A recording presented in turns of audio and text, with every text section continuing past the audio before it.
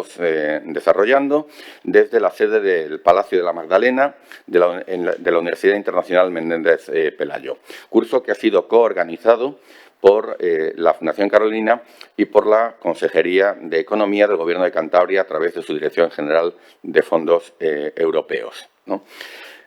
Tenemos hoy una sesión de excepción, ¿no? Y comenzamos con la intervención de Manuel de la Rocha Vázquez, a quien saludamos, damos la bienvenida.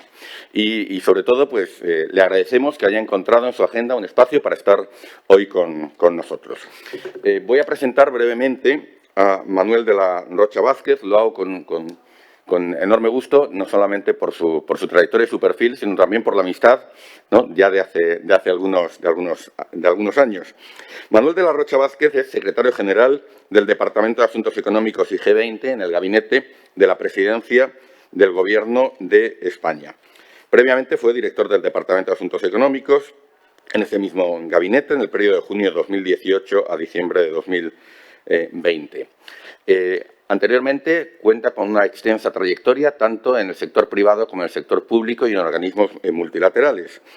Fue director de innovación en el área de empresa, marketing y comunicación de la Universidad Internacional de La Rioja, director adjunto en el ICEX, ¿no?, en el Instituto de Comercio Exterior de España, secretario de Economía, ¿no?, en la Comisión Ejecutiva Federal del Partido Socialista Obrero Español entre 2014 y 2016, ¿no?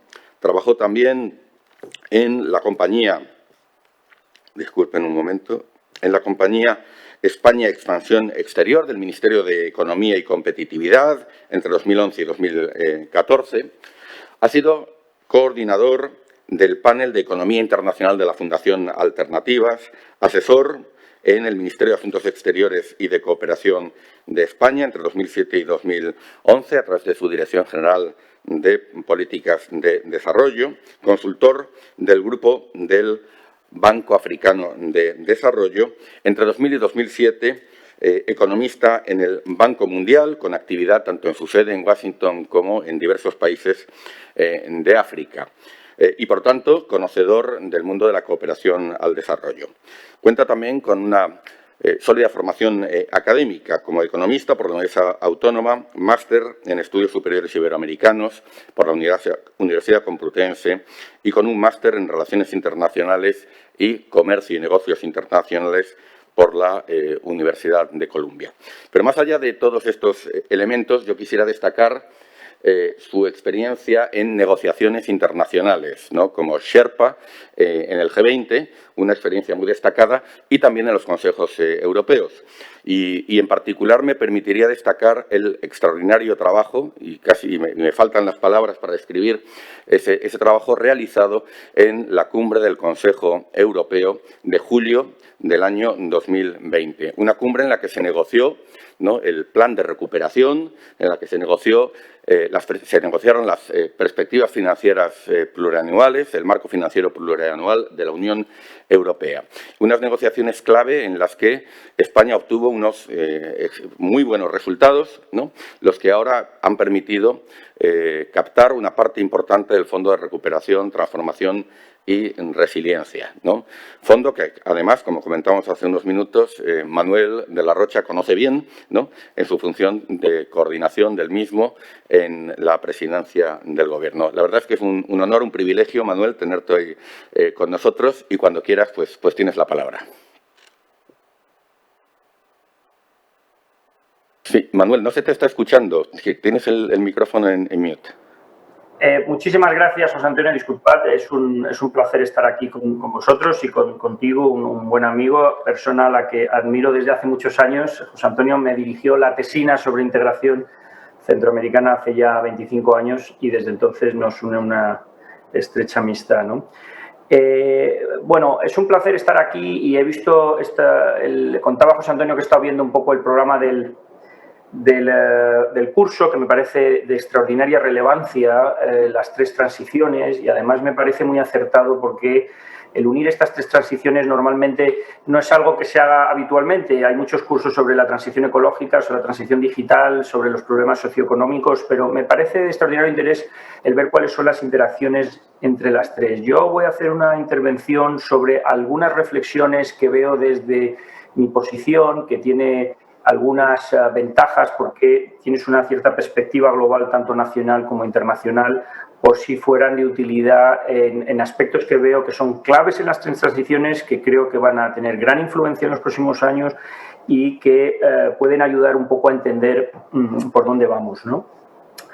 Lo primero que quería decir es que las 3 transiciones evidentemente estaban antes, es decir, del COVID, pero se han acelerado de una forma muy notable, no en la misma medida, pero sí se han acelerado y de hecho han puesto, el COVID ha forzado la necesidad de que se aceleren, reflejando de alguna forma las carencias y fortalezas de los distintos países y cómo, reflejando de una forma más acentuada cómo estaban unos países y otros en estas transiciones digitales en donde el mundo se ha acelerado de alguna forma, ¿no? La segunda cuestión que quería comentar, entonces empezaré hablando un poco de la transición ecológica y cómo la veo, la transición digital y la transición social, ¿no? 3 reflexiones en relación a estas 3 transiciones y las lecciones que sacamos en general de esta pandemia. La primera es que en esta pandemia ha habido un enorme consenso internacional en relación a cómo abordarla y prácticamente todos los países han hecho un abordaje muy similar. A diferencia de otras crisis donde había grandes debates filosóficos sobre si había que ir a austeridad sí, austeridad no, en esta claramente ha sido un consenso donde todos los gobiernos tenían que intervenir de una forma muy masiva para, en primer lugar, salvar vidas.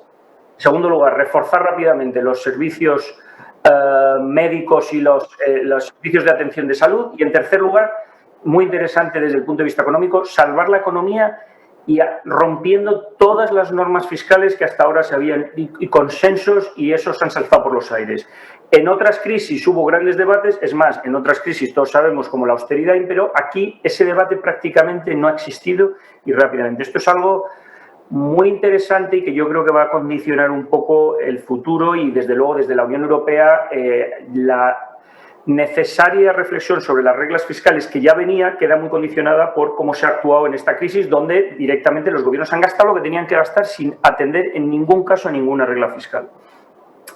La segunda reflexión o lección que yo saco de esto es la importancia de lo público. En un momento antes de la crisis donde se estaba cuestionando mucho lo público o donde había distintos modelos internacionales, porque China tenía su propio modelo, pero en Estados Unidos los populistas estaban cuestionando y ya en Estados Unidos Trump y en otras partes de América Latina el modelo que estaba imperando no era necesariamente el de la Unión Europea con nuestro estado del bienestar. De pronto en esta crisis se da uno cuenta de la enorme importancia que tiene tener un estado del bienestar fuerte con unos servicios públicos fuertes y eso ha marcado la diferencia, por ejemplo, entre la Unión Europea y América Latina. Yo creo que el tener servicios de salud fuertes y servicios de asistencia social, una gran red, ha marcado claramente la diferencia entre unos y otros. Por tanto, eso es una segunda lección muy importante que me parece que va a condicionar también los debates futuros.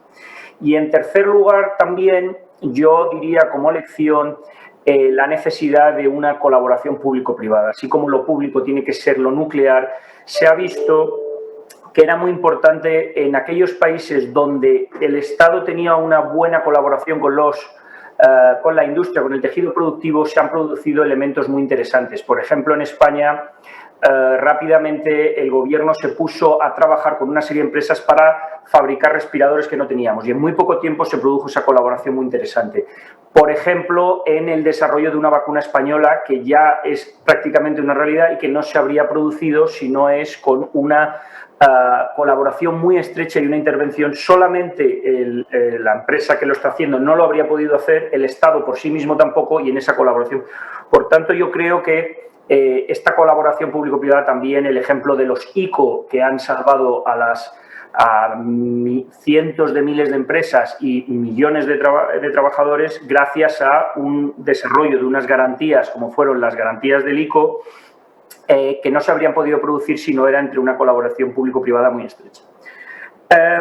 Por tanto, como decía, estas tres transiciones venían de antes, pero se han acelerado y han mostrado las fortalezas y debilidades de unos y otros. Aquellos que tenían un estado del bienestar denostado antes fuerte han sido capaces de poner en marcha redes de vacunación, redes de atención, sobre todo en la UCI, muchísimo más importantes. Aquellos que tenían servicios sociales fuertes han podido mantener a la población confinada al tiempo que le daban subvenciones, mientras que aquellos países que no tenían eso tenían enormes dificultades, y en concreto en América Latina, para confinar a la gente con economías que eran altamente informales y donde la gente no podía simplemente. Y yo creo que esto es muy relevante. Entrando un poco en detalle en las tres transiciones, y luego hablaré un poco de las tres conexiones. La transición digital, empezaré por ella, yo creo que es claramente la gran ganadora, porque se ha producido una enorme aceleración de los procesos de digitalización y gracias a esa digitalización se ha podido mantener la economía sin contactos y por tanto es la gran ganadora. Pero hay al menos 4 puntos que me gustaría destacar brevemente de ellas. En primer lugar, lo que se ha demostrado es que en esta transición digital, en que hay ganadores y perdedores, se tiende a producir un efecto monopolístico en las digitalizaciones. Para que muchos de estos negocios digitales tengan éxito se necesitan grandes efectos de masa y, por tanto, vuelve a surgir de una forma muy pronunciada el debate de cómo regulamos a los grandes gigantes digitales, que cada vez son más grandes.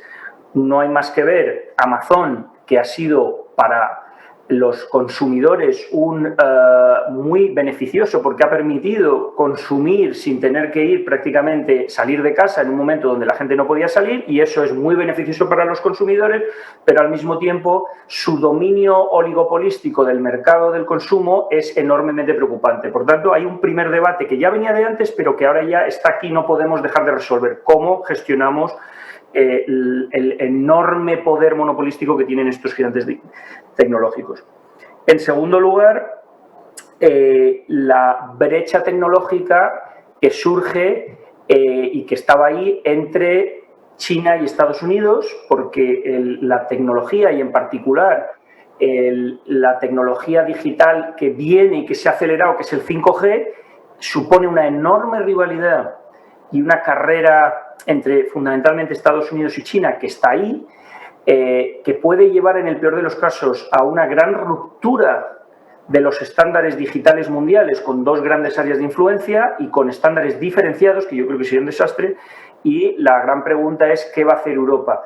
Y claramente la necesidad de tener una Europa con una posición fuerte, que no quede a merced ni de Estados Unidos ni de China en su posicionamiento tecnológico. Y ahí está claro que el tema de la autonomía estratégica de la Unión Europea, donde tiene una dependencia tecnológica muy fuerte con China y por un lado y con Estados Unidos por otro, y la necesidad de acelerar el desarrollo de tecnologías propias. Por ejemplo, lo estamos viendo con el tema de los microchips, donde nosotros no fabricamos microchips, no tenemos tampoco fabricación de componentes del 5G y estamos a merced.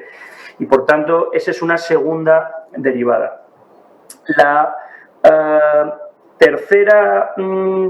El tercer elemento es la brecha digital. La digitalización y esta transición digital que se acelera genera una ruptura social muy fuerte. Y hay enormes oportunidades, y yo quiero siempre ser optimista y ver la parte positiva en cuanto a las enormes oportunidades que surgen, porque generan unas posibilidades de actividad económica que, por ejemplo, en un país como España, que tenemos un reto demográfico con zonas con muy poquita población, con zonas rurales prácticamente abandonadas, la posibilidad de llevar conectividad a través de la Internet y el 5G que viene abre unas posibilidades de actividad económica inmensas. Pero desde el punto de vista de la acción pública también hay un riesgo de dejar brechas digitales atrás y generar a una gente que se queda completamente al margen. Es decir, si ya teníamos brechas sociales de género territoriales, ahora puede haber esta brecha digital que desde el Gobierno nos preocupa mucho. Y en ese sentido surge el problema también de los derechos digitales, ¿no? ¿Qué pasa en un mundo como es el digital, que tiene cada vez más una vida propia? Y aquí el Gobierno de España, como sabéis, es pionero con una Carta de Derechos Digitales que es prácticamente única en el mundo, que en la Unión Europea lo están tomando como un modelo a imitar y que refleja la preocupación del Gobierno de España para tener un abordaje social e integrador y de derechos en todo lo que tiene que ver con esta transición digital. Por tanto, esas son tres. Evidentemente, la transición digital tiene muchos aspectos, pero yo quería señalar al menos estos tres, ¿no? ¿Qué pasa con, repito, los grandes tecnológicas digitales? ¿Cómo le metemos mano? En segundo lugar, la enorme brecha tecnológica que se está produciendo entre geopolítica, los riesgos que surgen sociales junto a las oportunidades. Y la cuarta, a la que me referiré después, tiene que ver con la fiscalidad digital, aunque hablaré de ella después, ¿no? En relación a la transición ecológica, evidentemente, esto venía de antes, no hace falta decirlo, pero la pandemia, desgraciadamente, ha sido una distracción de las cosas que había que hacer en relación a la transición ecológica, que ya eran muy urgentes, y durante 1 año y medio la atención de los gobiernos no ha sido la que se necesitaba porque ha estado en esto. Por tanto, es muy urgente a partir de ahora. La pandemia vuelve a poner de manifiesto que hay que volver a poner una enorme atención en la lucha contra el cambio climático. Y aquí surgen al menos 3 cosas. En primer lugar, el problema de la financiación. Hemos dedicado, ya era muy difícil conseguir movilizar suficiente financiación para cumplir los compromisos internacionales del Acuerdo de París, que, como sabéis, obligaba a una movilización anual de 100.000 millones de euros para los aspectos de adaptación y mitigación. Estábamos lejos. El último informe habla de que estamos en unos 75.000 millones, muy lejos, y ahora con la pandemia nos encontramos con unos gobiernos bastante exhaustos, sin recursos que han tenido que dedicar, y por tanto ese es el gran debate que va a surgir ahora en la COP26, que sabéis que tendrá lugar en Glasgow dentro de un par de meses, en la necesidad de volver a poner atención en movilizar recursos para esta transición y para ayudar sobre todo a los países en desarrollo a que lo hagan. Y el segundo punto tiene que ver con la brecha ecológica, porque no solo hay brechas sociales o digitales, también hay brechas ecológicas. Y lo que estamos viendo es la necesidad de que esta transición ecológica, que hay que acelerar de una forma muy notable, porque nos jugamos, como es evidente, en la salud del planeta, también genera ganadores y perdedores, y eso también se está viendo que se está acentuando. Algunos ejemplos claros son que incluso han sorprendido a gobernantes porque no esperaban reacciones como las que estamos viendo. Los chalecos amarillos es evidente que es un ejemplo claro de que una transición ecológica no bien gestionada, la gente tiene preocupación por el planeta, pero espera que sea una transición justa. También, por ejemplo, estamos viendo enormes resistencias en la Unión Europea para, cuando queremos acelerar esta transición, países muy dependientes del carbón ponen en entredicho y que ellos no pueden avanzar a esa velocidad porque tienen una economía muy dependiente del carbón y exigen compensaciones. Por tanto, esta idea de nuevo de la transición justa, ¿no?, que en España ya venimos haciendo desde hace mucho tiempo y que es un término ahora acuñado a nivel internacional y desde luego en la Unión Europea, ¿cómo logramos que esta transición ecológica no sea una cosa de las grandes élites para cubrir el planeta dejando grandes brechas sociales? Estos días este debate está muy vivo y supongo que lo estáis percibiendo en el aspecto del precio de la luz.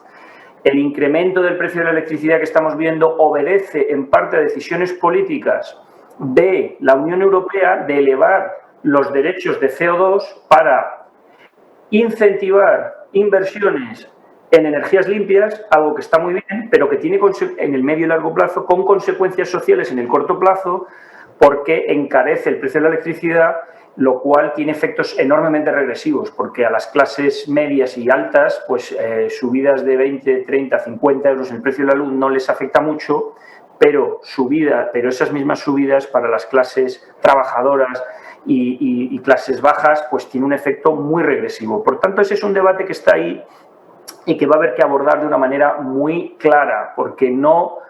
yo he llegado a la convicción de que o la transición ecológica es una transición justa o da igual los efectos que tenga en el planeta, en el medio ambiente, al final la gente no permitirá que le impongan unos costes sociales y económicos que si no son justos, por mucho que haya por mucho que el cambio climático tenga efectos devastadores. Por tanto, la necesidad de repartir los costes. En relación a la transición social y laboral, que es absolutamente clave. Yo quiero señalar 3 aspectos que me parecen relevantes y que están relacionados con algunas de las cosas que he dicho. En primer lugar, la aceleración de la transición digital y la nueva economía que surge pone de nuevo encima de la mesa la necesidad de regular de una manera más clara toda la economía de las plataformas y modernizar nuestro sistema de relaciones laborales.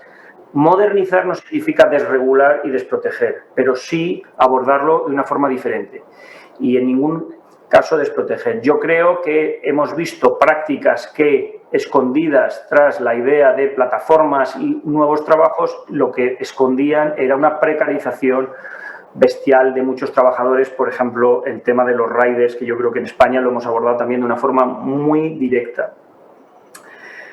Pero al mismo tiempo también hay que reconocer que en una nueva economía que se acelera, donde la digitalización y las plataformas generan nuevas actividades, requiere un nuevo abordaje de nuestro estado del bienestar, con algunos instrumentos novedosos que quizás no estaban encima de la mesa en el estado del bienestar tradicional.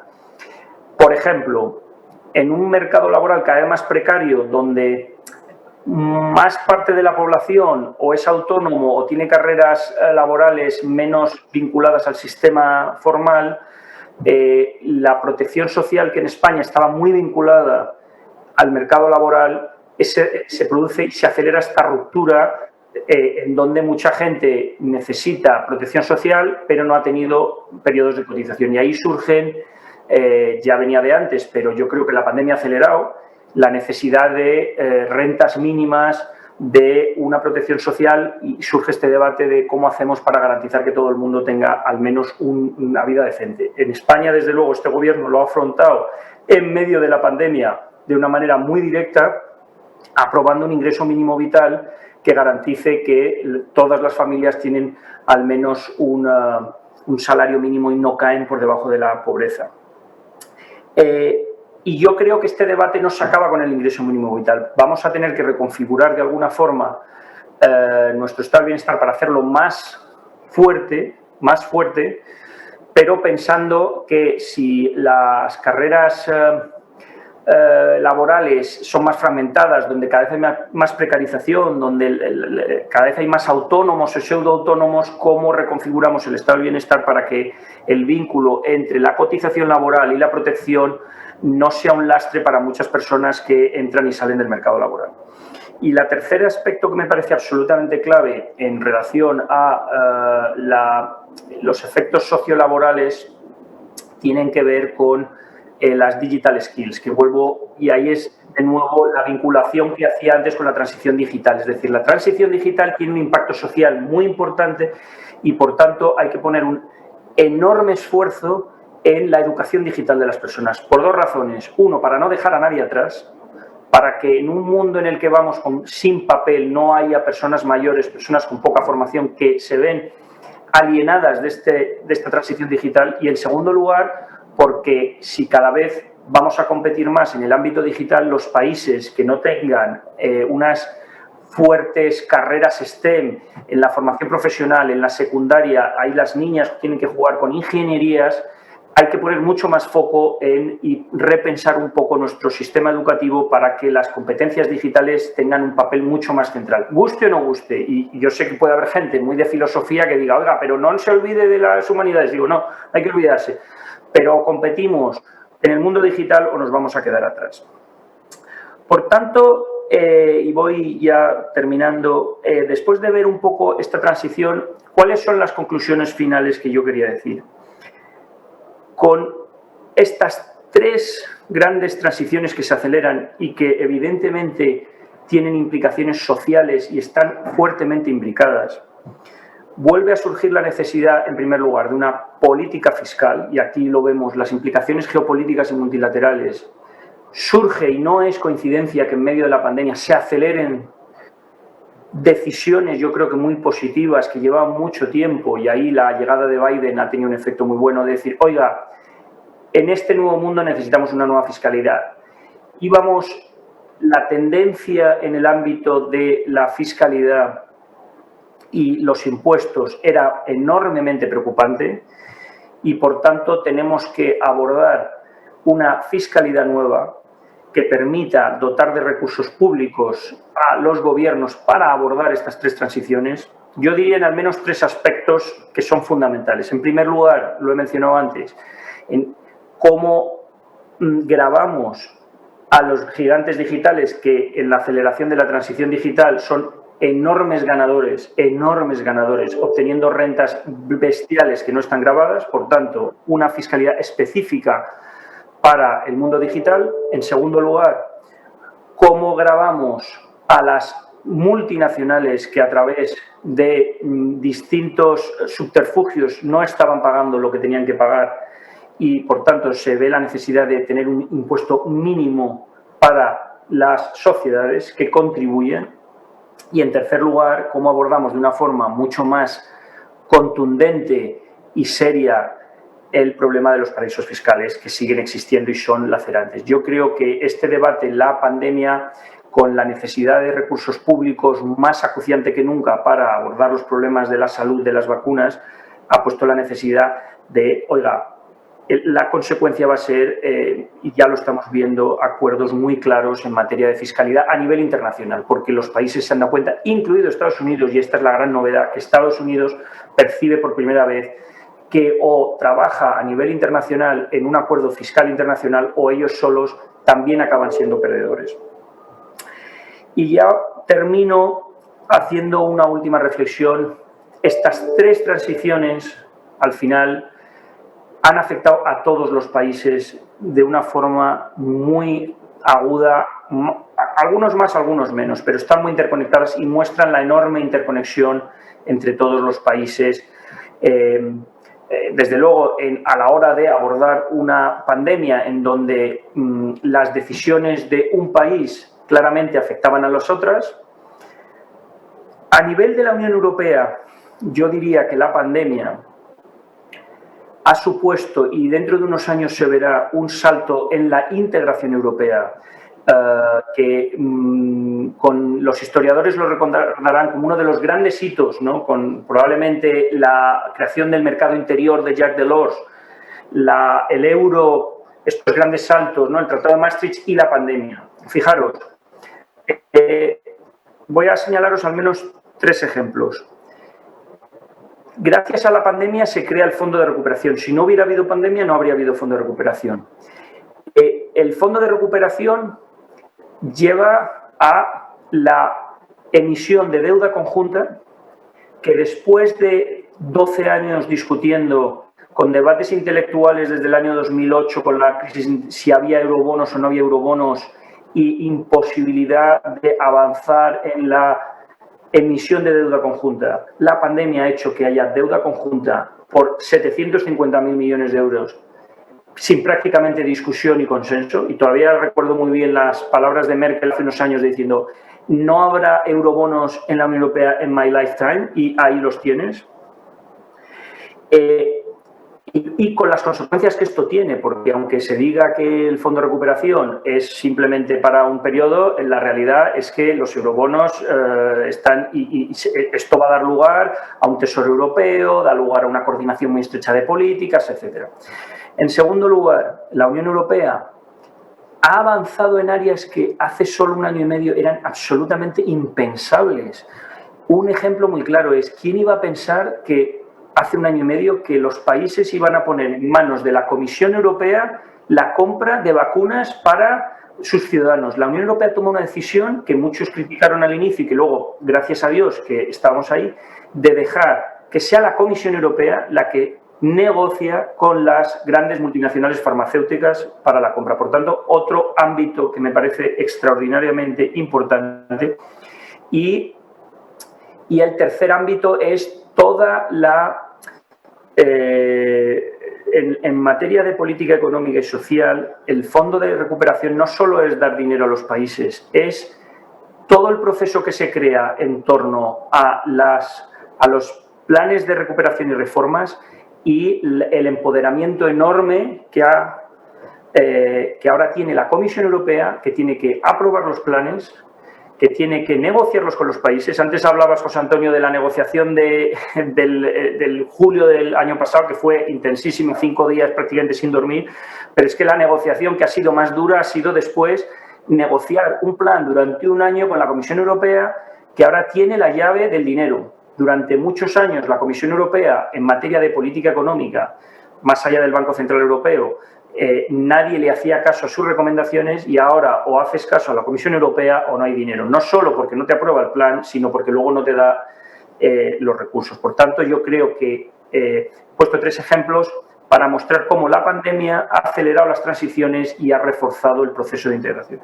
Y finalmente, y ya termino, ¿qué implicaciones tiene esto para el mundo multilateral y las relaciones entre la Unión Europea y América Latina? Yo creo que, y no descubro nada si digo que ahora más que nunca es necesario reforzar el sistema multilateral.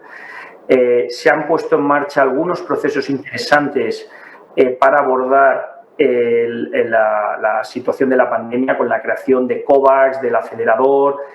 Surgen debates que son inaplazables en relación a la equidad y cómo los grandes países y los pequeños países han tenido o no acceso a las vacunas. Este es un debate, la inequidad en el acceso a las vacunas requiere unas instituciones mucho más fuertes, la OMS en primer lugar, el G20, las instituciones internacionales.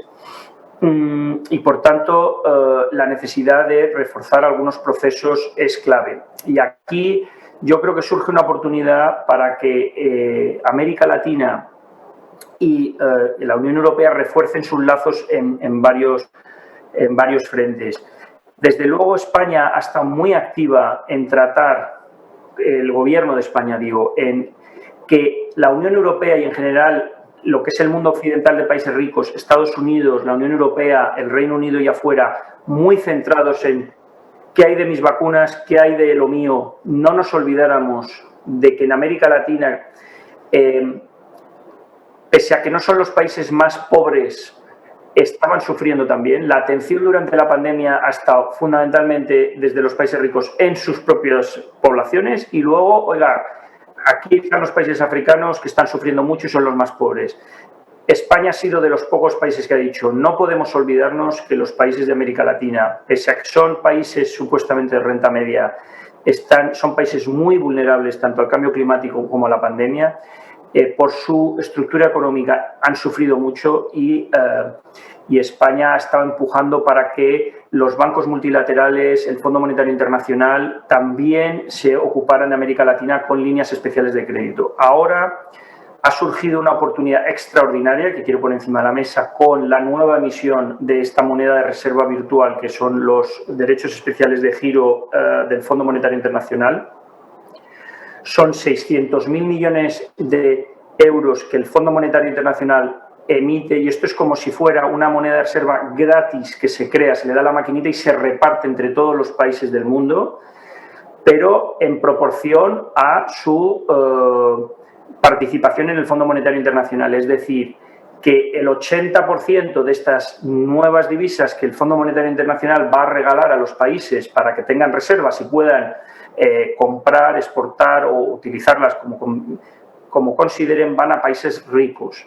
Y, por tanto, hay una oportunidad, y España está liderando, para que los países ricos más China cedan estos derechos especiales de giro, estas reservas, a los países que las necesitan, no únicamente a los países africanos más pobres, sino también a países de renta media, en donde estaría América Latina. Yo creo que esta es la gran batalla que tenemos que dar en los próximos, además va a ser este otoño, y España estará peleando para que los países avanzados cedan estos derechos especiales de giro. Bueno, he hablado mucho, lo dejo ahí, media hora exactamente según mi reloj. Sé que han sido muchos temas, pero bueno, quería daros una visión un poco de conjunto, digamos, de vuelo de pájaro, y tenemos, si queréis, un rato para charlar y encantado de conversar. Pues muchas gracias, Manuel, por estas reflexiones y esta panorámica. Yo quisiera destacar, al hilo de tu intervención, 2 o 3 aspectos, también con la idea de lanzar, provocar el debate y las preguntas, ¿no? Has comentado que de esta pandemia se han derivado tres lecciones muy importantes en cuanto al modelo de política económica a adoptar. No hemos repetido muchos de los errores de 2008, ¿no? Y hay una gran sintonía en cuanto a la importancia de la política fiscal. No solamente ha habido respuestas en materia de política monetaria, el aumento del gasto, la relajación de las reglas fiscales para que pudiera haber una respuesta adecuada. La importancia de lo público, efectivamente, ¿no? Hay un retorno de lo público, sobre todo en lo que se refiere a la protección social, pero también, y esto no es un asunto menor, en cuanto al reconocimiento del bien común, de lo común, como un elemento a destacar, ¿no? De bienes públicos como es el de la salud, y que probablemente nos va a ayudar en el reconocimiento del medio ambiente también como un bien público. La importancia de las alianzas público-privadas. Y si me permites, aunque has hablado de 3 lecciones, luego has aportado una cuarta de propina, ¿no? Y es la importancia de la cooperación internacional, ¿no?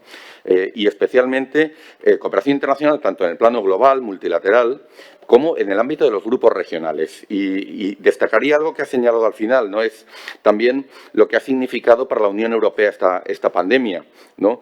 Creo que ha sido muy acertada esa valoración. Efectivamente, los libros de historia de la integración europea con los que estudiarán las siguientes generaciones, nuestros nietos, ¿no? Hijos, van a destacar ese momento de pandemia como un momento Guntram Wolff lo llamaba de despertar geopolítico de la Unión Europea, y también me acuerdo de un artículo de Xavier Vidal-Folch que hablaba de un momento hamiltoniano, ¿no? para Europa, sobre todo por los pasos que has señalado en tu intervención, ¿no? La adopción el lanzamiento de un fondo de recuperación financiado con endeudamiento común, y lo que esto significa en cuanto a profundización de la integración, la posibilidad de generar un tesoro europeo, etcétera, etcétera, ¿no? Y finalmente nos has dejado algunas reflexiones muy útiles también sobre esas 3 transiciones y la agenda que comportan. O sea, porque realmente esas 3 transiciones es cierto que venían de antes, ¿no? Pero la pandemia las ha hecho más perentorias, digamos, las ha hecho más perentorias, más necesarias, porque en algunos casos ha acentuado brechas, ¿no? Digitales, socioeconómicas, que ya existían. Y desde luego te agradecemos esa agenda de reforma que nos has presentado. Yo quisiera, para comenzar, plantearte un par de preguntas más específicas, ¿no? Además de las que después puedan tener nuestros participantes. La primera de ellas se refiere justamente al Plan Nacional de Resiliencia, Transformación y Recuperación, de cuya coordinación, negociación también pues has estado a cargo, y que desde luego pues creo que además que hay que felicitaros, y España tiene que felicitarse por la aprobación, ser el primer país que logra la aprobación de este plan, y además con los parabienes de las instituciones europeas, de la Comisión Europea. Si pudieras, digamos, explicar algunos de los ejes, ¿no? Y también te pediríamos tu interpretación respecto al potencial transformador que tiene este plan. Eso por un lado. Y por otra parte, te has referido, esta sería la segunda pregunta, a un asunto muy importante, ¿no? Hablabas de las brechas que la pandemia ha puesto de relieve, y hay una en materia de la respuesta fiscal. Hay países, Estados Unidos, merced a la FED, la Unión Europea, con este salto que se ha dado con el Fondo de Recuperación, la emisión de deuda, que hemos tenido un mayor margen, un mayor espacio fiscal para enfrentar la crisis. Añadiría, en el caso de la Unión Europea, ¿no?, que se haya activado la cláusula de escape del Pacto de Estabilidad y Crecimiento, que también nos ha dado margen para gastar más y no estar supeditados a las reglas muy estrictas del Pacto de Estabilidad.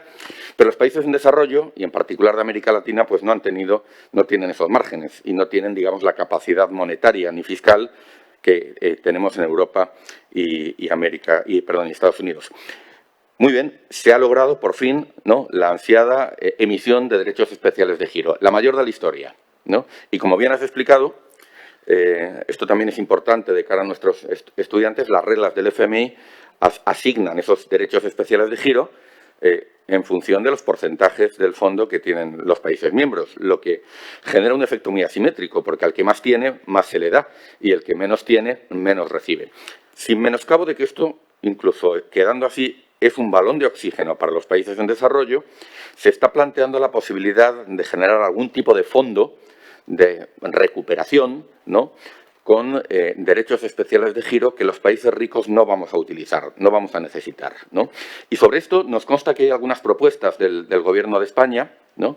Y nos gustaría, pues, que en la medida que se pueda, pues que nos pudieras decir qué se ha planteado y sobre todo en relación a los países de renta media, para que no queden fuera, los de América Latina, para que no queden fuera de ese posible esquema, ¿no?, de ese fondo de recuperación, que, salvando las distancias, pudiera recordar al europeo, es decir, que también pudiera servir, además de responder para la pandemia, para que los países en desarrollo, los países de América Latina, puedan tener recursos para invertir en sus planes, en sus transiciones digitales, socioeconómicas y ambientales.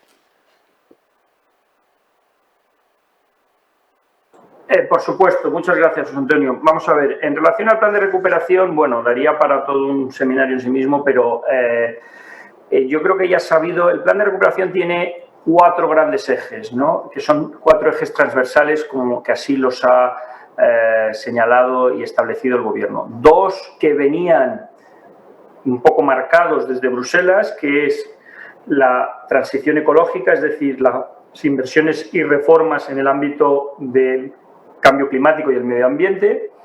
En ese sentido, el reglamento, es decir, el reglamento comunitario del Fondo de Recuperación obligaba a que el 30% de los recursos que cada país reciba lo destine a inversiones en el ámbito verde, al menos.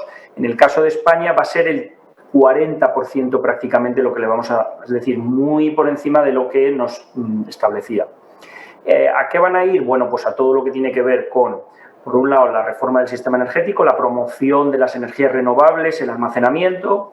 En segundo lugar, una inversión masiva, una inyección de recursos espectacular en rehabilitación energética de edificios, tanto residenciales como públicos. En tercer lugar, a mucho dinero a la economía circular, en donde tenemos que ya la gestión de los residuos, vamos a hacer inversiones muy importantes en todo lo que tiene que ver con la economía circular, aspectos de agua y luego mucho dinero en la transición de nuestro sistema de transportes a un sistema de transportes mucho más electrificado y limpio, ¿no? Entonces, digamos, 40% de los recursos del plan de recuperación van a las inversiones verdes. El reglamento también hablaba de que al menos el 20% deben ir a la digitalización. Nosotros vamos a dedicar el 30%. Y ahí, en el ámbito digital, nuestro plan tiene 4 grandes pilares. En primer lugar, la capacitación digital. He mencionado antes cómo ahora surge la necesidad de acelerar. En esta aceleración de la digitalización tienes que acelerar la formación en ámbito digital. Vamos a destinar 3.000 y pico millones a capacitaciones digitales, tanto para los ciudadanos de a pie, para que nadie se quede atrás en unas capacitaciones mínimas de digitalización, por un lado. En segundo lugar, reforzar lo que es la formación profesional y secundaria, muy importante, para que todo el mundo en esos ámbitos, los chicos, reforzar las materias STEM, digamos, ¿no?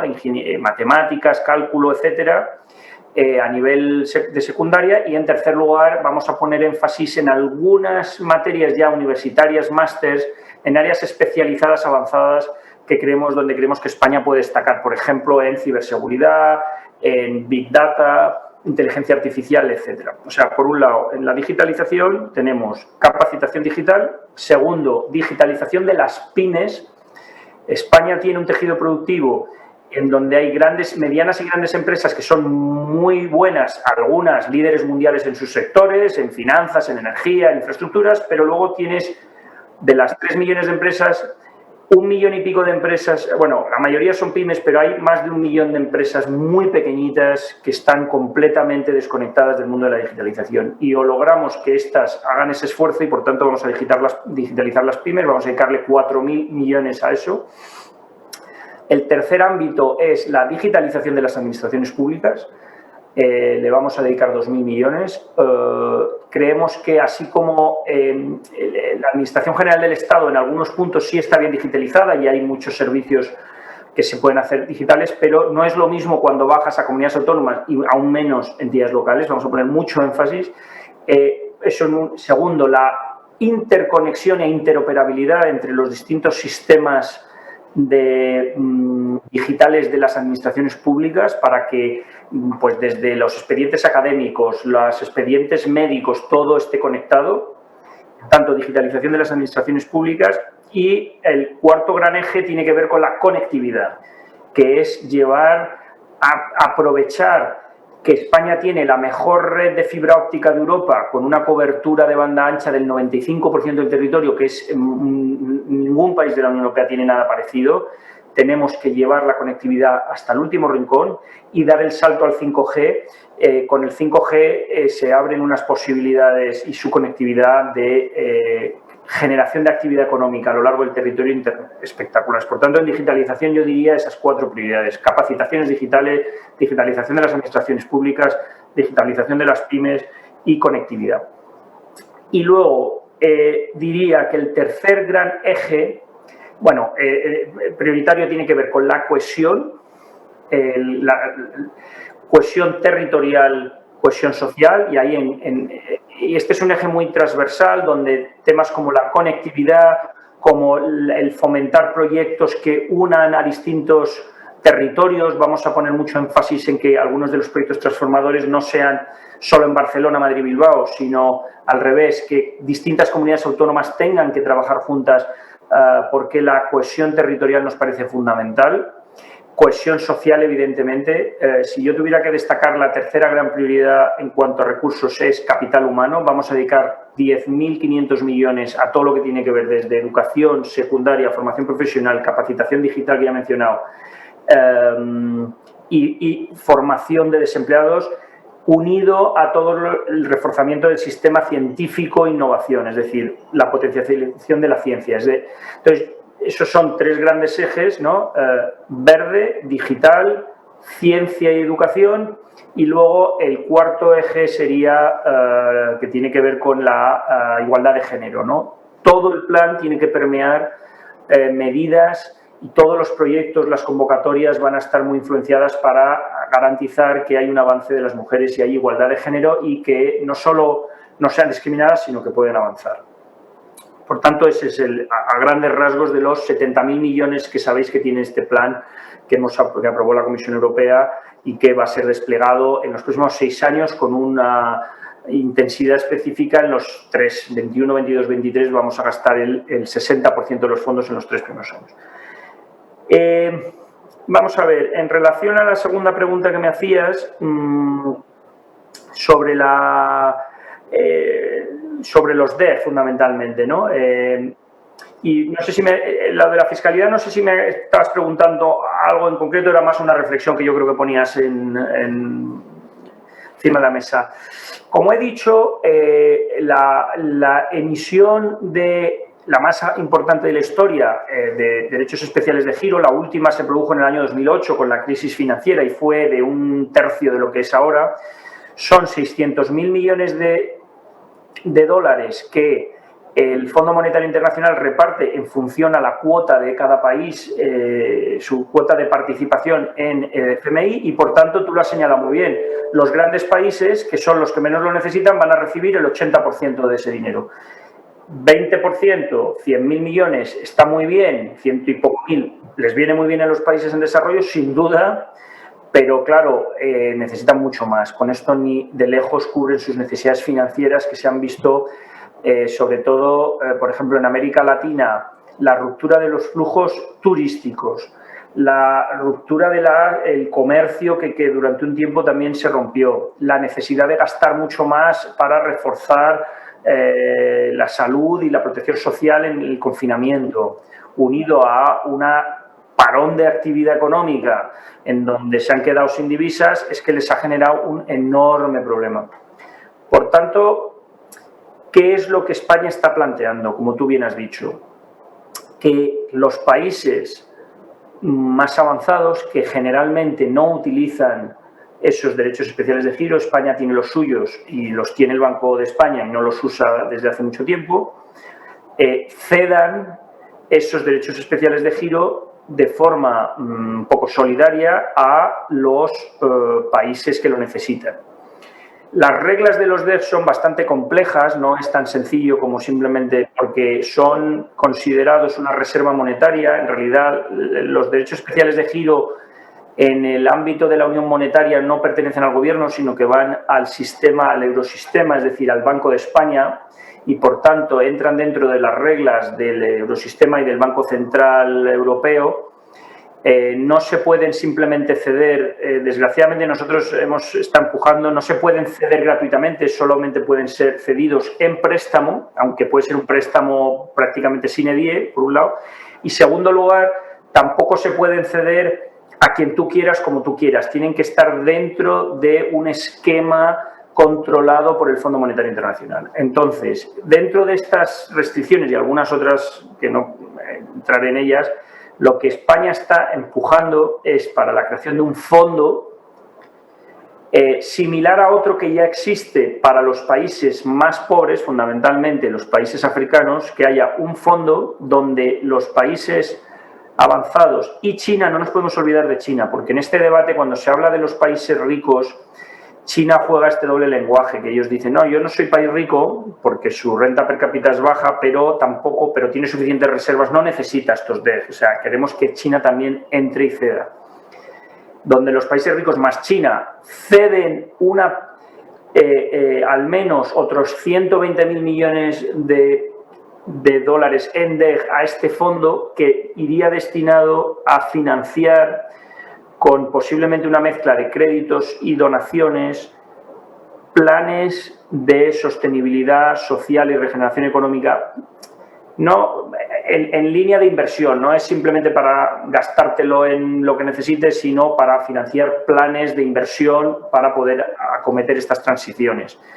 La discusión está siendo muy intenso porque la aprobación final de la emisión de DEF ha ocurrido prácticamente la semana pasada, como sabéis, y entre ahora y final de año hay que tomar estas decisiones en torno a ¿podemos conseguir que una parte sustantiva de estos DEF que no van a ser utilizados por los países ricos se canalicen a los países que los necesitan menos desarrollados?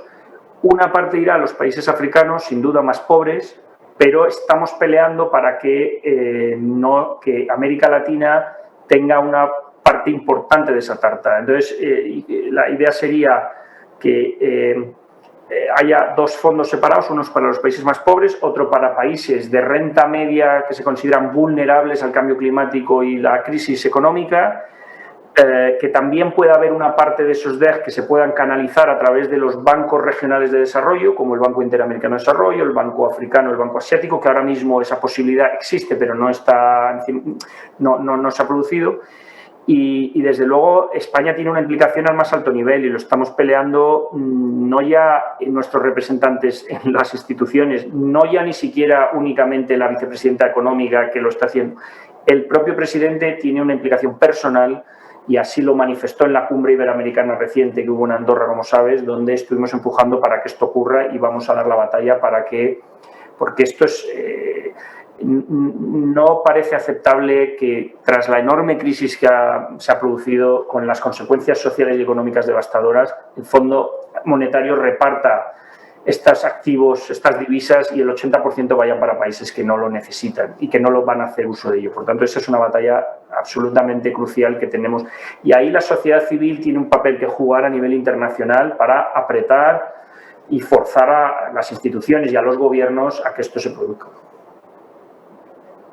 Pues muchas gracias, Manuel, por estas respuestas y en particular, bueno, esta última referida pues, a las iniciativas que está adoptando, la posición que tiene el Gobierno de España para empujar, digamos, de la misma forma que lo hizo en Europa, en cierta manera, pues hacerlo en el plano internacional, pues una respuesta colectiva, ¿no?, que movilice recursos y que permita que estas transiciones puedan abordarse también en otros países en desarrollo, donde si cabe son aún más necesarias.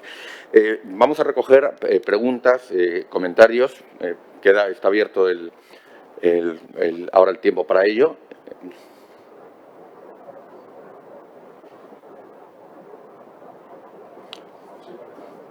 Sí, tenemos una primera a cargo de Francisco Javier Verdes. Me acerco igual. Sí, casi va a ser. Pues muchas gracias, es un lujazo contar con usted hoy aquí, nos ha aportado unas pistas interesantísimas y un poco al hilo de algunos debates que hemos tenido a lo largo del curso, yo también quería un poco preguntarle sobre el plan de recuperación. Siento que caigamos de nuevo en este tema, pero precisamente por el conocimiento de primera mano que usted tiene, yo creo que es interesante que nos pudiera dar alguna pista de cómo se ha elaborado ese plan, porque lo digo sobre todo porque a lo largo de los debates hemos percibido que sí que hay una cierta a veces desconfianza por parte de la ciudadanía, hablamos de cifras, se habla de montos, pero como usted bien ha dicho, de momento de la pandemia los grandes beneficiados muchas veces han sido los Google, Apple, Amazon, Facebook.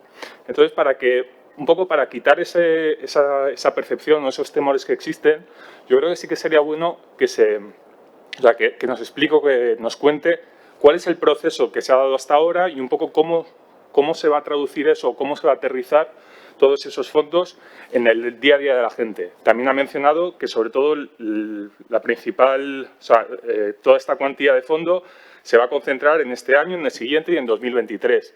Entonces, precisamente para quitarnos esos temores, y también lo digo porque una vez lee el periódico y parece a mí que Mariana Mazzucato me paga cada vez que la menciono, pero es que en una entrevista que he mencionado ya varias veces, una entrevista reciente, de hace 2 o 3 semanas, ella mencionaba que muchos países europeos habían recurrido a consultoras como McKinsey y había subcontratado un poco la conformación de estos planes. Entonces, yo creo que es interesante que usted, que ha estado de primera mano elaborando y articulando estos planes, nos cuente para precisamente hacer ese ejercicio de transparencia y de participación que es clave. Gracias. ¿Respondo ya o recogemos más? ¿O lo respondo? Sí, vamos a ver si hay alguna otra pregunta o comentario. Sí, tenemos una de Paz Díaz Nieto, la directora general de Fondos Europeos del Gobierno de Cantabria. Muchas gracias. Muchas gracias, Perdón, Manuel, y codirectora del curso. Muchas gracias, Manuel, por la presentación. Hemos tenido ocasión de coincidir un par de veces ahí contigo presentándote precisamente los proyectos de Cantabria. Mencionabas, bueno, 2 cosas quería hablar en relación precisamente a esa transformación ecológica tan necesaria de la que ya se venía trabajando en los años previos y que, bueno, pues la Unión Europea había tomado también un cierto papel de liderazgo y de toma de conciencia a través del Pacto Verde Europeo. Mencionabas también que obviamente esto ya se ha mencionado también a lo largo del curso, va a implicar una serie de costes, ¿no?, que tendremos que asumir tanto, bueno, pues a todos los niveles, tanto desde el ámbito público como privado. Siento y me gustaría de alguna manera tener un poco tu opinión al respecto, que falta información, no falta información, quizá no ha habido una cierta sensibilización de la población en general. Si tú les vas a hacer pagar por algo, siendo conscientes de que es necesario llevar a cabo esa transformación verde, me parece que sería necesario explicar a la ciudadanía en general, a las empresas, esta transformación, la necesidad de llevarla a cabo, ¿no? De no demorarla más porque nos estamos jugando el planeta. Eso por un lado. Y la segunda pregunta que me gustaría plantearte, aprovechando que te tengo aquí desde mis funciones de directora general de fondos europeos, aunque bueno, no es el ámbito aquí, mencionabas que efectivamente este Plan Nacional de Transformación, Recuperación y Resiliencia pretende, y todos lo sabemos, la transformación del modelo económico, ¿no? Precisamente tratando de abordar estas tres transiciones que son objeto de este curso. Algo que nos ha llamado mucho la atención a la hora de, por ejemplo, de recoger el conjunto de ideas, de proyectos que tenemos, por lo menos aquí en Cantabria y me imagino que igual en otras regiones, es un poco los plazos que se marcan, ¿no? Quiero decir, si pretendemos diseñar un nuevo modelo económico más sostenible, más digital y sobre todo más resiliente desde el punto de vista social, me parece a mí que quizá 3 años, dedicarle intensidad en los 3 primeros años nos puede abocar a proyectos quizá un poco maduros o de alguna manera precipitados, ¿no? Sin el debido reposo que esto requiere, ¿no? Y bueno, pues me gustaría saber qué es lo que va a pasar después de este plan, ¿no? Porque pues más allá de que podamos llevar a cabo muchos de estos proyectos, pues qué es lo que se espera después, ¿no? Porque me da la sensación de que se están generando muchas expectativas, las empresas creen que van a llover aquí millones, porque es más o menos lo que me transmiten en el día a día, pero a mí me preocupa el día después. ¿Qué es lo que vamos a hacer? Si realmente lo vamos a lograr. ¿Qué va a pasar cuando deje de fluir, por ejemplo, esa cantidad de millones? Espero que logremos los objetivos de transformar ese modelo económico, pero bueno, es una duda que está ahí en el aire. De nuevo, muchas gracias por tu participación. Sí, Manuel, cuando quieras. Vale, pues muy rápidamente. Vamos a ver. Respondo primero a las primeras 2 preguntas y lo vincularé con esta última y luego hablo de la sensibilización verde. Vamos a ver, ¿el plan cómo se elabora? Bueno, el plan viene primero condicionado por directrices que vienen desde Bruselas, es decir, hay un reglamento que se llama el Reglamento del Mecanismo de Recuperación y Resiliencia que aprueba el Parlamento Europeo en diciembre, pero que ya había unos borradores que claramente marcaban.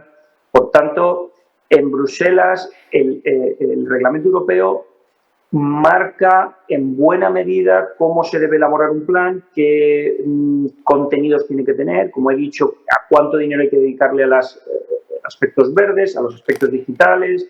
Hay 6 ámbitos que se llaman las flagship initiatives que tienen que estar cubiertas, hay que hacer... hay que también incluir aspectos como proyectos transnacionales, es decir, un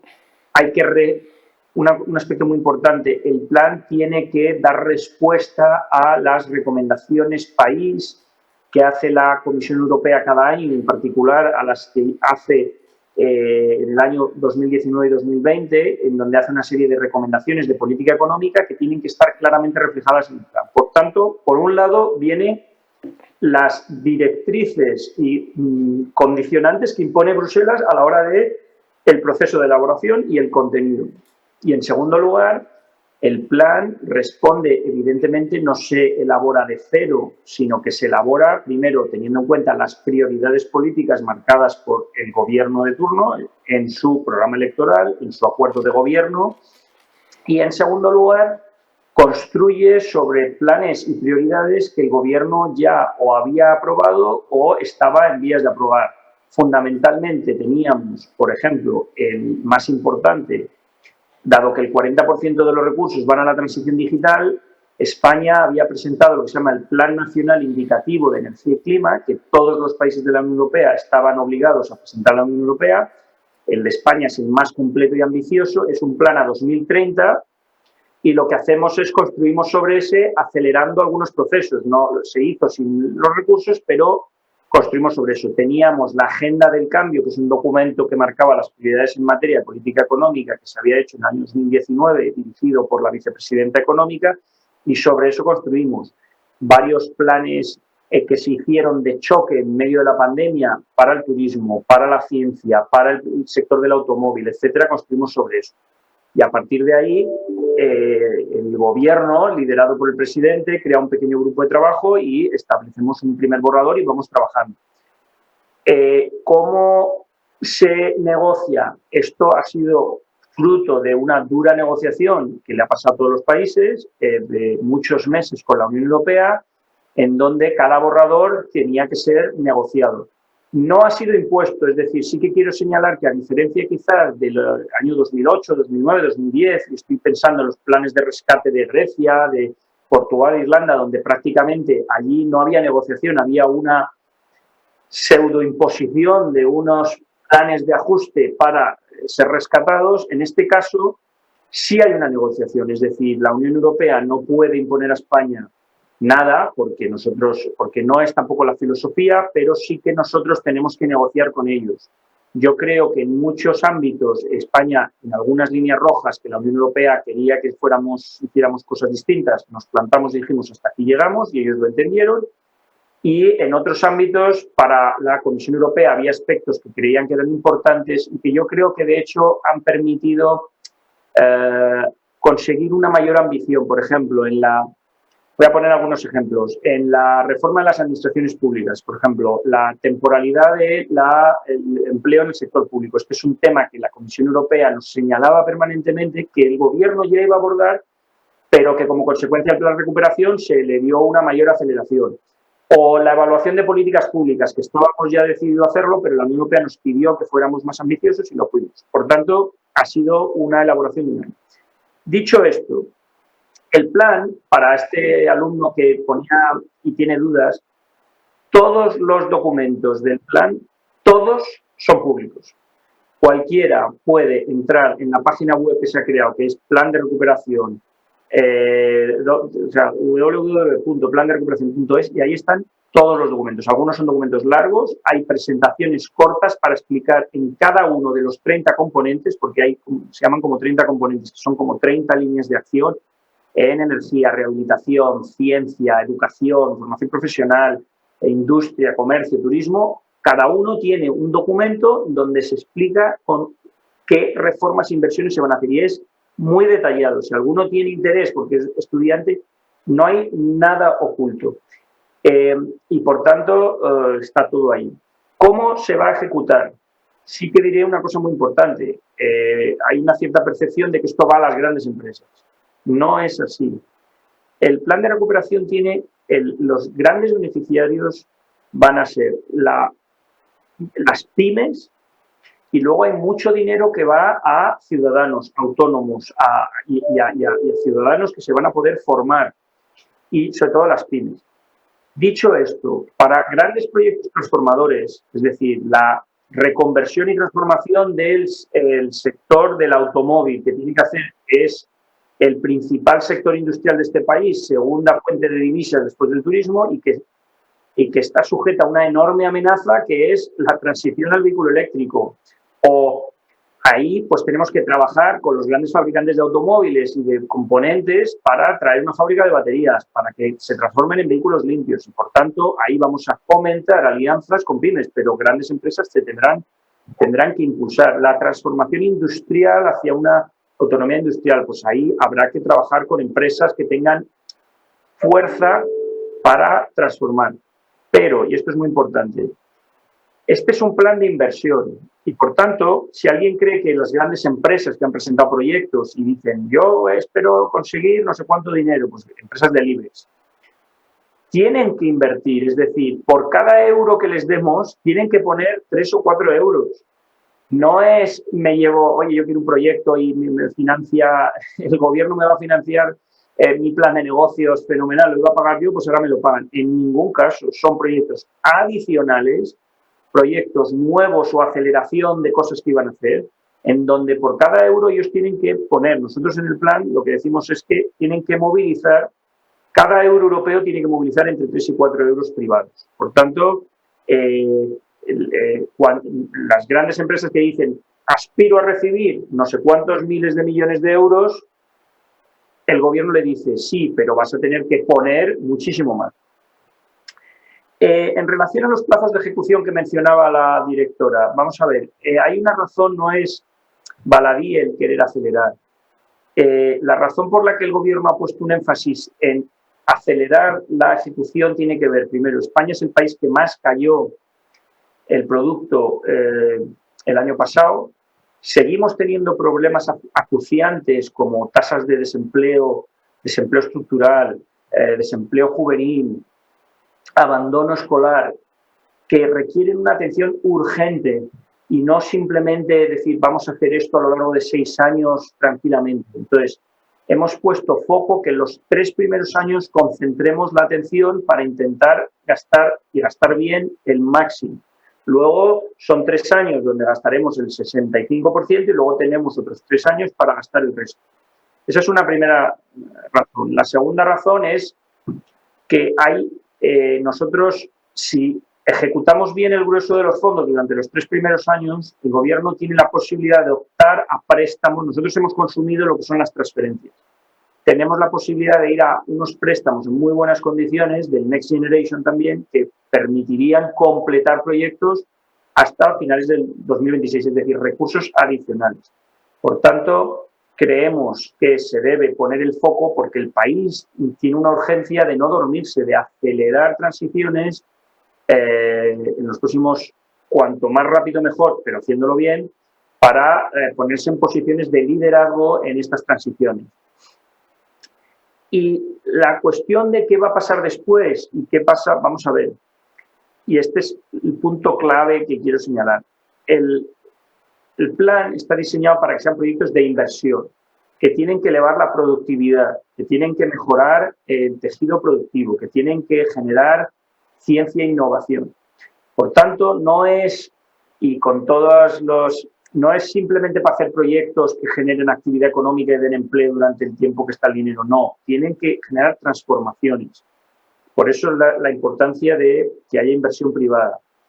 Entonces, si hacemos un proyecto en donde, para un proyecto industrial, en donde los fondos europeos contribuyen, llegan empresas grandes y pequeñas y contribuyen, cuando se termine el proyecto, lo que tiene que quedar es la inversión y la transformación industrial competitiva. Si modernizamos las administraciones públicas, nuestro tejido de pymes, el capital humano, ¿qué pasa después? Que si lo hemos hecho bien, como estamos seguros que lo haremos, que tendremos una economía más productiva, más competitiva, más basada en el valor añadido, en la ciencia, en la capacidad. Porque los fondos europeos son un one-off, es decir, es un chute, pero con todos los respetos, no es el plan E, que yo lo defiendo, pero era más para generar a gente, no tener a la gente desempleada, sino para darle actividad y aunque fuera pues haciendo rotondas y mejorando las aceras de los pueblos. Y eso estuvo muy bien en ese momento, pero esto no es eso. Esto es para transformar la economía. Por tanto, después de...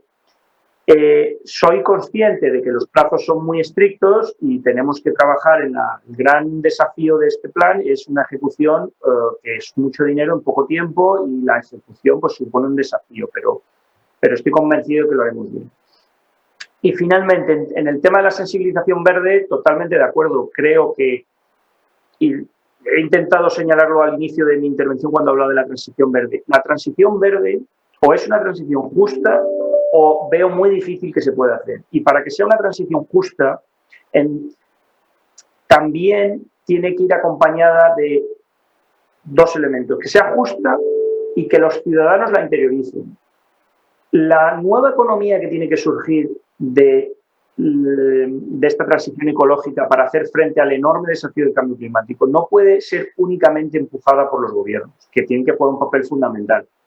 O los ciudadanos, las empresas grandes y pequeñas y la sociedad civil interioriza el cambio que supone tomarse en serio el cambio climático, o simplemente perderemos esta batalla. Esto significa que el gobierno tiene que hacer su parte, pero los ciudadanos tienen que entender también que pues tienen que ser eficientes en el consumo de energía, que no pueden malgastar la electricidad, que no pueden simplemente abrir el grifo y gastar el agua como si fuera un recurso. Y ahí hay que hacer una enorme campaña de sensibilización, estoy de acuerdo. Y quizás es el gran desafío que no se ha hecho hasta ahora y de ahí surgen fenómenos como los chalecos amarillos, donde simplemente les suben se encuentran con un impuesto al diésel que es muy importante, pero que nadie les ha explicado ni tienen la sensación de que sea justo. En definitiva, estoy muy de acuerdo con lo que dices de que tenemos que hacer un mayor esfuerzo, todos los servidores públicos, todos los gobernantes, España y fuera, para concienciar a la humanidad de la importancia que tiene. No solo tiene que venir Greta para decírnoslo, sino que tiene que haber una movilización social que haga que cambiemos conductas. Esto no es simplemente mejorar lo que ya hay un poquito y ser un poco más eficiente, es que tiene que haber una nueva economía completamente. Lo dejo ahí, que ya me he extendido bastante, José Antonio. Gracias, Manuel. Además, tenemos presente que tienes también unas limitaciones de tiempo y nos estamos acercando ya peligrosamente a la hora que nos habías indicado. Yo sí quisiera hacer un pequeño comentario, si no hay más preguntas o consultas, ¿no?, o aportaciones, un pequeño comentario también en clave histórica, ¿no? Y, digamos, propondría ahora a todas, a todos, que tratáramos de salir de la coyuntura, ¿no?, y ver esta cuestión en una perspectiva de más largo plazo. Cuando uno se aproxima tanto al Pacto Verde como, sobre todo, al programa Next Generation de la Unión Europea y los planes nacionales, lo que ve es que hay dos lógicas que están presentes y no siempre de manera armónica. Por una parte, hay una lógica contracíclica inmediata de respuesta a la crisis. Es una herramienta de política fiscal ante una caída económica sin precedentes, ¿no? Y esto hay que hacerlo a muy corto plazo. Pero al mismo tiempo está presente una lógica de largo plazo de transformación, ¿no? Claro, eso se traduce en que luego, como decía antes Paz, pues a lo mejor los plazos desde una lógica son demasiado largos y desde la otra son demasiado cortos, ¿no? Pero muchas veces las cosas vienen así en los procesos históricos. Es decir, si tenemos que buscar precedentes históricos a este momento, ¿no?, pues tendríamos que recurrir, por ejemplo, a la economía de guerra en el periodo de la Segunda Guerra Mundial, donde hubo que transformar las economías, ¿no?, de una manera imperativa por exigencias de supervivencia, ¿no?, en plazos muy cortos. O el Plan Marshall, ¿no? El Plan Marshall fue una reacción de muy corto plazo que impulsan los Estados Unidos ante la situación catastrófica de una Europa devastada en los años 46-47, sin capacidad de recuperar su propio crecimiento económico, pero sin embargo ese Plan Marshall fue un elemento clave para entender, sentó las bases de un ciclo de 30 años que algún historiador, algún economista denomina los 30 gloriosos, en cuanto al modelo económico de cohesión social, los pactos sociales que se establecieron en ese periodo, ¿no?, esos pactos keynesianos muy amplios. Claro, la historia no se repite, pero hay analogías. Y mi impresión, y no puedo evitar mi formación de historiador acá, es que estamos en un momento similar en muchos aspectos, donde se cruza esa lógica de corto plazo y esa lógica de largo plazo. Hay que dar una respuesta inmediata ante un shock exógeno, que es el COVID, ¿no?, pero al mismo tiempo tenemos que promover una transformación del modelo económico. Y claro, esto de nuevo nos lleva inevitablemente a un debate de fondo de economía política. Y en la economía política tenemos posiciones ideológicas, porque no hay un modelo ortodoxo que sea el modelo correcto, tiene que ver con los valores que promovemos. Y claro, fíjense que lo que está ocurriendo suscita dos tipos de críticas. Por resumir, por un lado hay quien dice: el Pacto Verde, la transformación que se está adoptando, estas tres transiciones, no me satisfacen, porque no es el modelo ecosocialista que yo quiero y no es, ¿no?, y es una reproducción del neoliberalismo. Simplificando, este es básicamente el enmarcado del discurso. Y luego tienes, por otro lado, a los libertarios económicos que nos dicen: ojo, esto no es libertad, es el comunismo que vuelve, ¿no? Esto es, de nuevo vuelve la planificación centralizada, Bruselas actúa como una especie de Gosplan, ¿no?, y quiere imponer a las empresas, a la ciudadanía, qué comen, en qué coches se mueven, ¿no?, cómo calientan sus casas desde una autoridad centralizada. ¡Qué horror!, ¿no?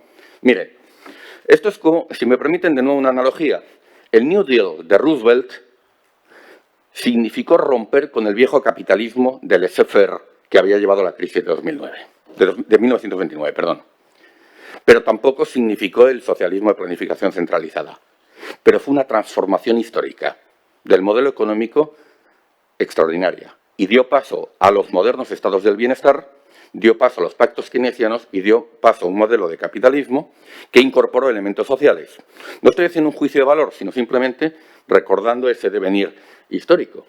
Entonces, ahora volvemos a tener un debate también ideologizado, un debate de economía política en el que, por una parte, tenemos a los ultraliberales, a los libertarios económicos diciéndonos unas cosas y tenemos pues, a otros sectores diciéndonos lo contrario.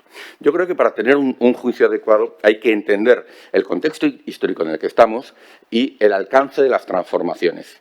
Y en esa mirada histórica, lo que ahora tenemos, lo que ahora viene con el Pacto Verde Europeo, con el Next Generation, es una coyuntura histórica, probablemente con el alcance que han tenido algunas de las que he mencionado anteriormente. Quizás no lo vemos porque estamos sumidos en el momento, en lo inmediato, en la gestión, en el titular de prensa del día. Pero intentemos, repito, adoptar esa mirada histórica, ¿no? Respecto a estos acontecimientos, porque probablemente arrojará luz sobre los cambios que estamos teniendo que impulsar. Y necesariamente tendrá que haber pactos. Y necesariamente, seguramente, el resultado no satisfaga esas posiciones.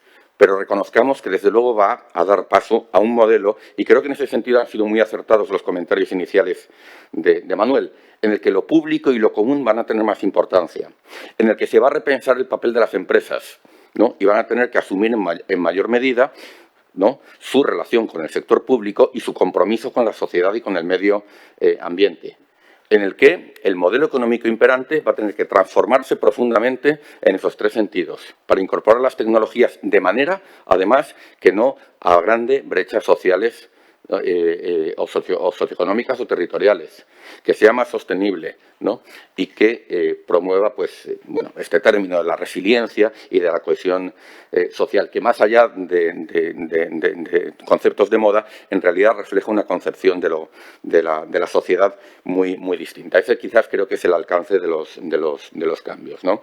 Y yo creo que en ese sentido tu intervención ha sido también muy valiosa, muy rica y nos ha ayudado pues, a entender todo esto. Si no tenemos más intervenciones, yo quisiera reiterar nuestro agradecimiento, Manuel, por tu tiempo. Quienes estáis en la gestión y además es en ese nivel de responsabilidad, pues no tenéis las agendas muy libres y desde luego pues todo el aporte que has hecho central para el contenido de este curso. Gracias en nombre de todas, de todos y un aplauso por tu... Muchas gracias a vosotros, es un placer. Bien, y ahora, muchas gracias, pues un saludo. Vamos entonces a cerrar la sesión aquí, ¿no? Nuestra siguiente sesión, ahora vamos a tener un espacio relativamente amplio para departir, para el café, la vamos a comenzar a las 12. Nos vamos a centrar desde lo general, del marco europeo y nacional, nos vamos a ir directamente a esa dimensión territorial, ¿no?, que tienen estas tres transiciones, ¿no? Y lo vamos a hacer con perspectivas de los territorios, tanto en España, en particular en Cantabria, ¿no?, que es el que tomamos, como es lógico, como referencia, pero también en América Latina. Y la próxima sesión va a estar moderada por Paz Sánchez Gil, ¿no?, como codirectora del curso y también desde la... Me has cambiado todos los apellidos. Perdona, como Paz Díaz Nieto, ¿no?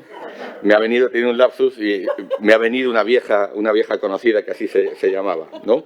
Paz Díaz Nieto, como codirectora del curso, y contaremos también con la participación de dos destacadas personalidades con una amplia experiencia en materia de desarrollo regional, de desarrollo territorial, ¿no?, que son el profesor Luis Muñoz, de la Universidad de Cantabria, ¿no?, que es catedrático de Ingeniería de las Comunicaciones, ¿no?, y coordina además un grupo de investigación en tecnologías digitales de esta universidad, y con Eva González, que es la directora de la Fundación Comillas, ¿no?, que tiene una dimensión muy importante. Están aquí. Ya aprovecho la oportunidad para saludarlas y agradecerles su presencia y que nos va a hacer una presentación, un aporte también sobre el papel de la educación, algo que también se ha mencionado de manera muy enfática en la intervención de Manuel de la Rocha. Pues nada, muchas gracias. Paramos aquí, interrumpimos aquí nuestra transmisión y a las 12 horas volvemos.